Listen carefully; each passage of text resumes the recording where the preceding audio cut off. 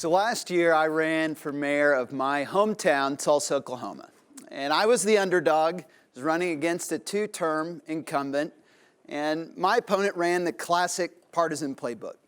He publicized his endorsement of Donald Trump. He publicized a letter that he sent to President Obama protesting Syrian refugees, even though none of them were coming to Tulsa. He ran ads on TV that my kids thought made me look like Voldemort, and sent out little gems in the mail like this. Never mind that America's most liberal labor union, as defined by this ad, was actually the Tulsa Firefighters Union, hardly a famed bastion of liberalism. Never mind that while she was running for president and he was serving in his final year in that office, Hillary, Barack, and I could just never find the time to get together and yuck it up about the Tulsa mayor's race. Never mind that I, like my opponent, am a Republican. When something like this hits you in a campaign, you have to decide how you're going to respond. And we had a novel idea. What if, instead of responding with partisanship, we responded with a focus on results? What if we ran a campaign that was not about running against someone, but was about bringing people together behind a common vision? And so we decided to respond not with a negative ad, but with something people find even sexier: data points.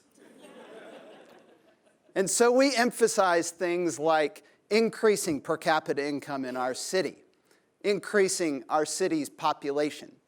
And we stuck to those relentlessly throughout the campaign, always bringing it back to those things by which our voters could measure in a very transparent way how we were doing and hold me accountable if I got elected. And a funny thing happened when we did that. Tulsa is home to one of the most vibrant young professional populations in the country, and they took notice of this approach. We have in our culture, in our city, an ethos where our business leaders don't just run companies, they run philanthropic institutions and nonprofits, and those folks took notice. We have parents who are willing to sacrifice today so that their kids can have a better future, and those people took notice too. And so on election day, I, G.T. Bynum, a guy whose name reminds people of a circus promoter, a guy with the raw animal magnetism of a young Orville Redenbacher, I won the election by 17 points.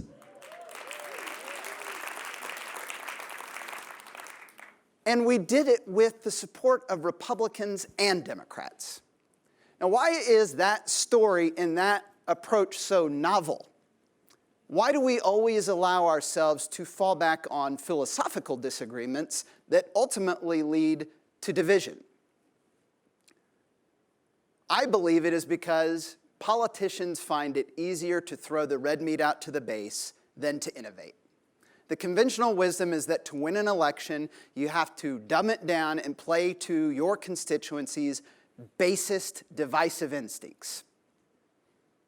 And when somebody wins an election like that, they win, that's true, but the rest of us lose. And so what we need to do is think about how can we change that dynamic? How can we move in a direction where partisanship is replaced with policy? And fortunately, there's a growing bipartisan movement across this country that is doing just that. One of its heroes is a guy named Mitch Daniels. Mitch Daniels served as George W. Bush's budget director, and during that time, he created what was called the PART tool. The PART tool allowed people to evaluate a broad range of federal programs and apply numerical scoring for them on things like program management and project results. And using this, they evaluated over 1,000 federal programs. Over 150 programs had their funding reduced because they could not demonstrate success. But unfortunately, there wasn't ever a well-publicized increase in funding for those programs that did demonstrate success. And because of this, the program was never really popular with Congress and was eventually shuttered. But the spirit of that program lived on. Mitch Daniels went home to Indiana, ran for governor, got elected, and applied the same premise to state programs, reducing funding for those programs that could not demonstrate success. But this time, he very publicly increased funding for those programs that could demonstrate success. Things like increasing the number of state troopers that they needed to have, reducing wait times at the DMV. And today, Mitch Daniels is the president of Purdue University, applying yet again the same principles, this time at the higher ed level. And he's done that in order to keep tuition levels for students there flat for half a decade. Now, while Mitch Daniels applied this at the federal level, the state level, and in higher ed, the guy that really cracked the code for cities is a Democrat, Martin O'Malley, during his time as mayor of Baltimore. Now, when Mayor O'Malley took office, he was a big fan of what they'd been able to do in New York City when it came to fighting crime. When Rudy Giuliani first became mayor of New York, crime statistics were collected on a monthly, even an annual basis, and then police resources would be allocated based on those statistics. Giuliani shrunk that time frame so that crime statistics would be collected on a daily, even hourly basis, and then police resources would be allocated to those areas quickly where crimes were occurring today rather than where they were occurring last quarter. Well, O'Malley loved that approach, and he applied it in Baltimore, and he applied it to two areas that were most problematic for Baltimore from a crime-fighting standpoint. We call these the kidneys of death. So there they are, the kidneys. Watch what happens when you apply data in real time and deploy resources quickly.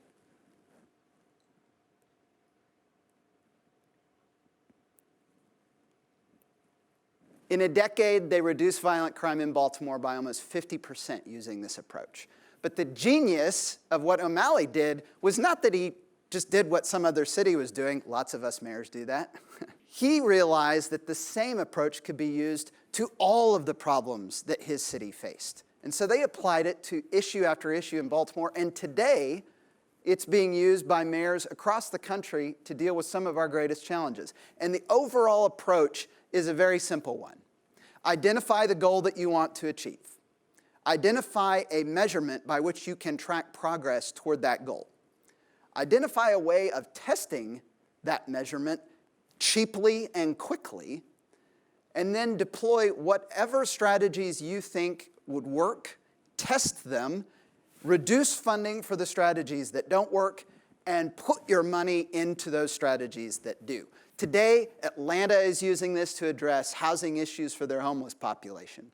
Philadelphia has used this to reduce their crime rates to levels not enjoyed since the 1960s. Louisville has used this not just for their city, but in a community-wide effort, bringing resources together to address vacant and abandoned properties. And I am using this approach in Tulsa. I want Tulsa to be a world-class city. And we cannot do that if we aren't clear in what our goals are and we don't use evidence and evaluation to accomplish them.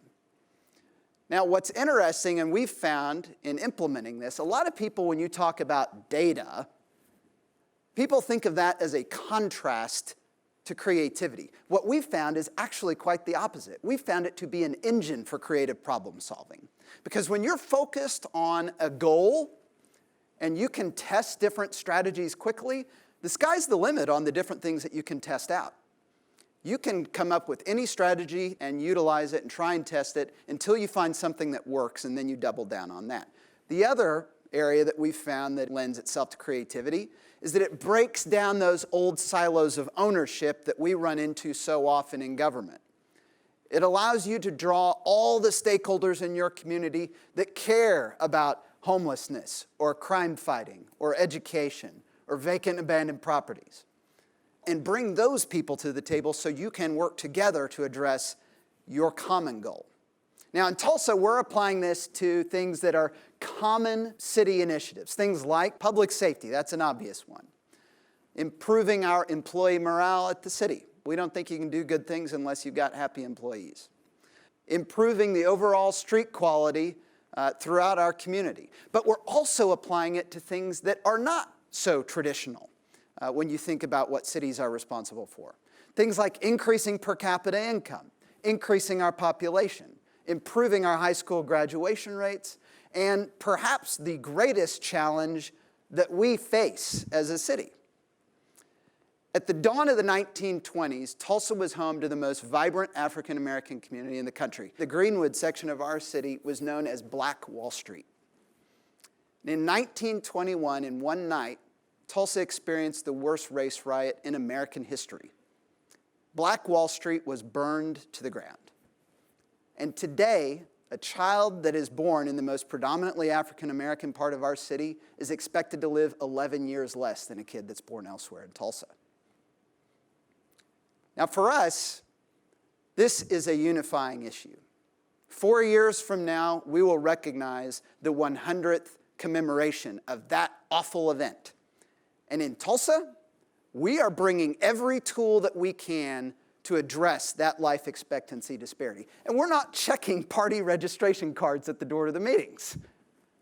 We don't care who you voted for president if you want to help restore the decade of life that's being stolen from these kids right now.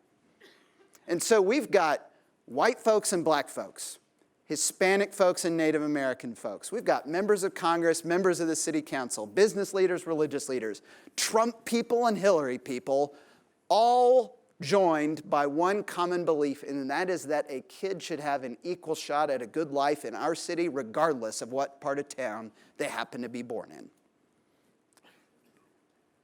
Now, how do we go forward with that? Is that easy to accomplish? Of course not. If it were easy to accomplish, somebody would have already done it before us. But what I love about city government is that the citizens can create whatever kind of city they're willing to build. And in Tulsa, we have decided to build a city where Republicans and Democrats use evidence, data, and evaluation to solve our greatest challenges together. And if we can do this, if we can set partisanship aside in the only state in the whole country where Barack Obama never carried a single county, then you can do it in your town too.